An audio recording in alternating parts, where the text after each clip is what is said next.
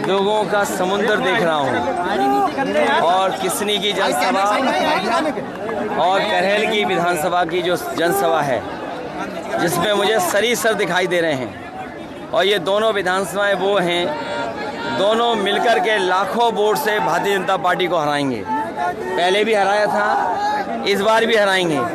इससे पहले जसवंत नगर हम लोग कार्यक्रम किए हैं, तो जसवंत नगर ये दो विधानसभाओं ने मन बना लिया है कि भारतीय जनता पार्टी को लाखों वोट से हराने जा रहे हैं। जो लोग बुलडोजर दिखा के डराना चाहते हैं, इनका ये वही बुलडोजर है जो एक माँ बेटी पर चल गया था और आग लगा करके उसकी जान चली गई थी।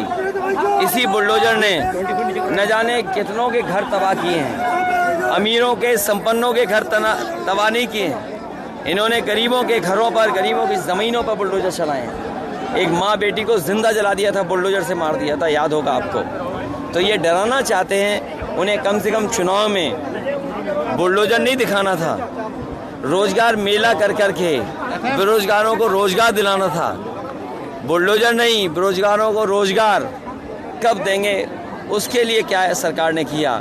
जिस सरकार ने पेपर लीक किए, नौकरियां छीन ली, अग्निवीर जैसी अधूरी व्यवस्था लाई है, वो बहस को हटाना चाहते हैं और बहस को दूसरी तरफ लेना चाहते हैं। आज न केवल लोकतंत्र को खतरा है, बल्कि हमारी आपकी जान को भी खतरा कर दिया है। जब से वहाँ के कोर्ट की रिपोर्ट आई है कि लोगों को हार्ट अटैक या उससे संबंधित बीमारी हो सकती हैं, तो सरकार ने जिस तरह वैक्सीन फ्री बंटवाई थी, इस बार ईसीजी भी फ्री करानी चाहिए।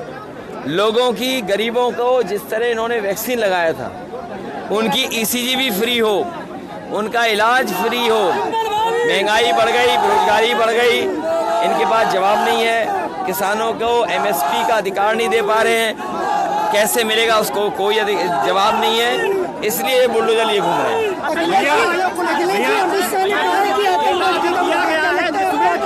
देखिए, देश को सबसे ज़्यादा सुरक्षित बीजेपी ने किया।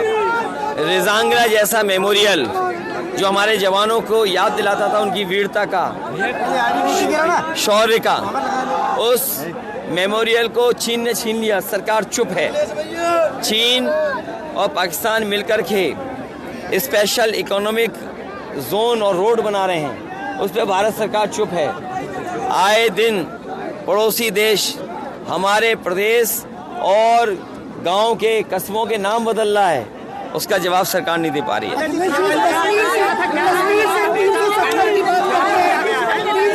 मुझे खुशी है कि कांग्रेस पार्टी के नेता, उन्होंने रायबरेली से नामांकन किया है। ये गठबंधन के प्रत्याशी हैं। समाजवादी पार्टी का एक एक कार्यकर्ता अमेठी और रायबरेली में कांग्रेस पार्टी के प्रत्याशी को जिताएगा।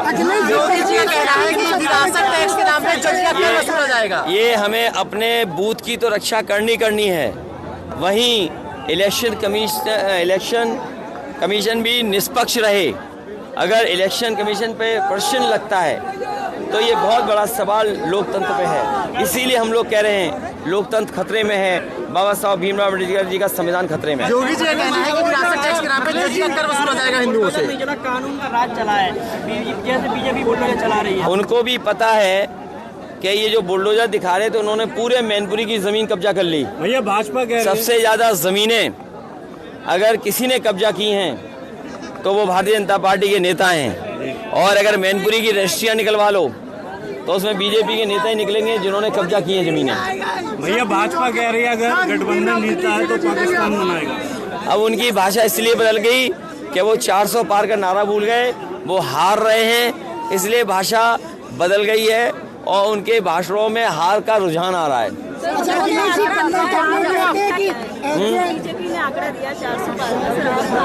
हमारा आंकड़ा ये है कि पीडीए परिवार एनडीए को हराएगा।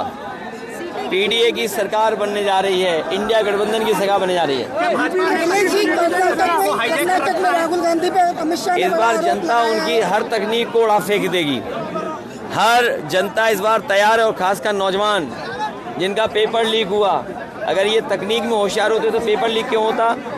इस बार ये नौजवान जिसका पेपर लीक हुआ है, वो और उनके परिवार के लोग भारतीय जनता पार्टी की सब तकनीकें उठाकर फेंक देगी। अगर आप ये वीडियो YouTube पर देख रहे हैं तो हमारे चैनल को सब्सक्राइब करें और बेल आइकन को दबाना ना भूलें। अगर आप Facebook पर ये वीडियो देख रहे हैं तो हमारे पेज को लाइक करें।